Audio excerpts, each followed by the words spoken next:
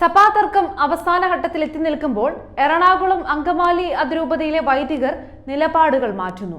ഇതിനോടകം 187 വൈദികർ പ്രത്യക്ഷമായും പരോക്ഷമായും നേതൃത്വത്തെ സമ്മതമറിയിച്ച് ഒപ്പിട്ട് നൽകിയതായാണ് അറിയുന്നത്. പ്രായപരിധി കഴിഞ്ഞ് വിരമിച്ചവരുൾപ്പെടെ 38 വൈദികരാണ് പ്രത്യക്ഷത്തിൽ വിമത വിഭാഗത്തിലുള്ളത്. അതിൽ ഇപ്പോഴും സേവനം ചെയ്യുന്നവർ സഭാ നടപടികൾക്ക് വിധേയരാകാൻ സാധ്യതയുള്ളവരുമാണ്.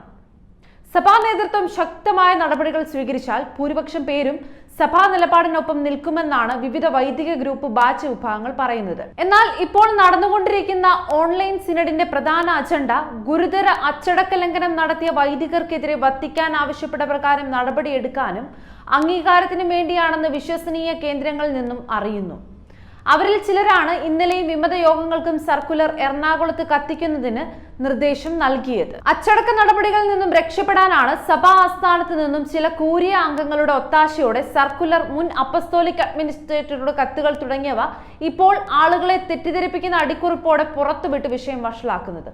സഭാ നേതൃത്വം വത്തിക്കാൻ നിർദ്ദേശപ്രകാരം ഇറക്കിയ സർക്കുലർ ജൂൺ 16 ഞായറാഴ്ച പള്ളികളിൽ കത്തിക്കുമെന്ന വെല്ലുവിളിയെ സഭാവിശ്വാസികൾ പലയിടത്തും നേരിടുമെന്ന് കണ്ടറിയുന്നു. കോടതിയിൽ കേസ് വിധി നേടിയതടക്കം ഇപ്പോൾ ഏകീകൃത കുർബാന അർപ്പിക്കുന്ന പല പള്ളികളിലും പോലീസ് സംരക്ഷണം ഉറപ്പാക്കണമെന്നും ആവശ്യമുയരുന്നുണ്ട്. ചുരുക്കത്തിൽ വത്തിക്കാൻ ആവശ്യപ്പെട്ട നടപടികളുമായി സഭാ നേതൃത്വം മുന്നോട്ട് പോകണം. അല്ലാത്തപക്ഷം മേജർ ആർച്ച് ബിഷപ്പിന് തുടരാൻ സാധിക്കില്ല എന്ന് വത്തിക്കാൻ മുന്നറിയിപ്പ് നൽകിയിട്ടുമുണ്ട്. മാത്രമല്ല, ഇതിൽ സഭാ നേതൃത്വം പരാജയപ്പെട്ടാൽ സിനഡ് മരവിപ്പിക്കാനും സഭാ അഡ്മിനിസ്ട്രേറ്റർ ഭരണത്തിലേക്ക് പോകാനുമുള്ള സാധ്യതയിലേക്കാണ് കാര്യങ്ങൾ പോകുന്നത്.